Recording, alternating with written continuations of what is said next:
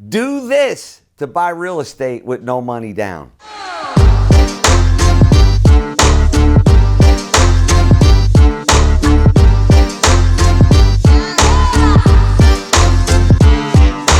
Use other people's experience and other people's money. That's right. OPE, OPM.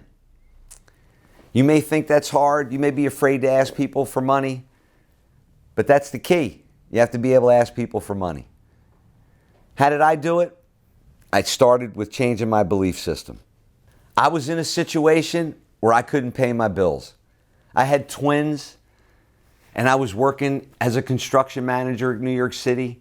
I would go to Costco and walk out with a whole shopping cart of formula and diapers, over 700 diapers a month. I didn't know how I was going to make it working as a construction manager. And I said to myself, I have to figure this out.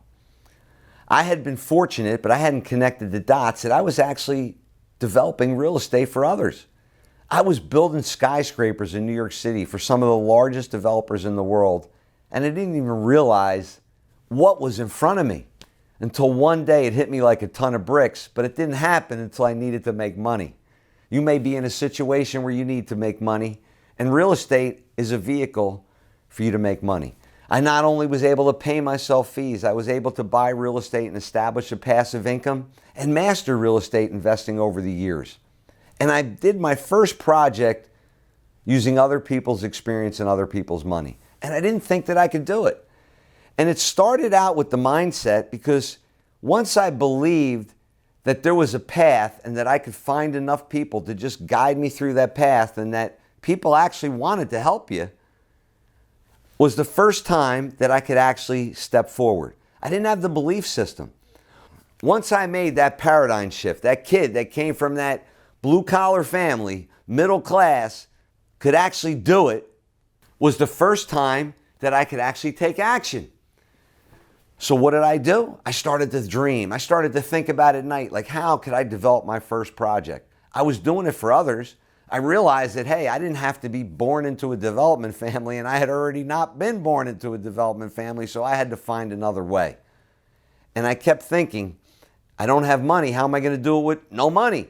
And then I started to research and learn on how you can buy real estate with no money down. I read a book, How to Buy Real Estate with No Money Down, but I didn't have the experience.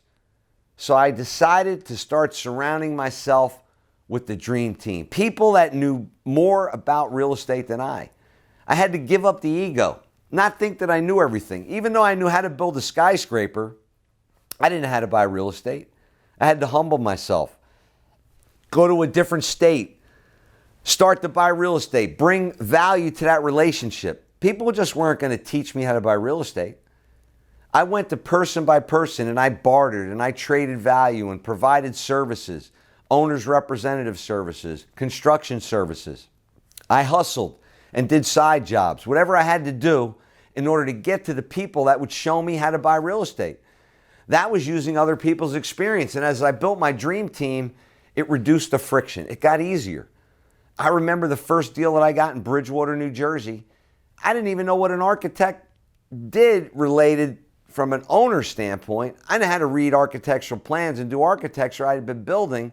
But what was a conversation with an architect that, hey, I have a property. Can you do a conceptual plan for me?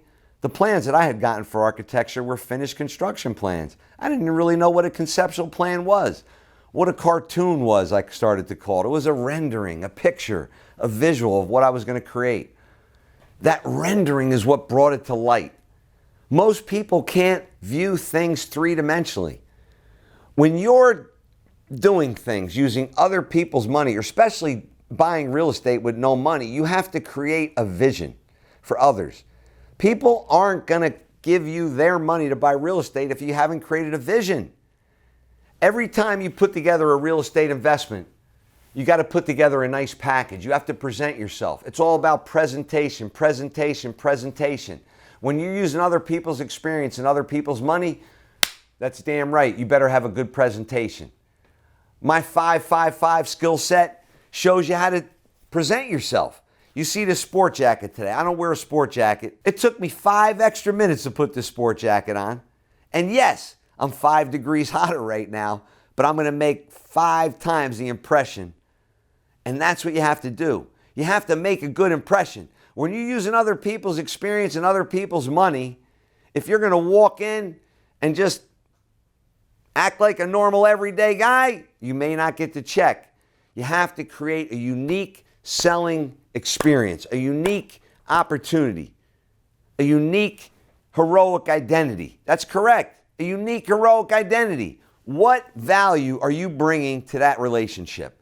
And that's the key. One of the keys that I've found in buying real estate with other people's experience and other people's money is bringing relationship equity to the table, into the relationship. Merging ecosystems, helping that person achieve what they want, and they will help you achieve what you want. And that is the key step to using other people's experience and other people's money. And if you want to learn more, check out kenvanliew.com and make it a great day.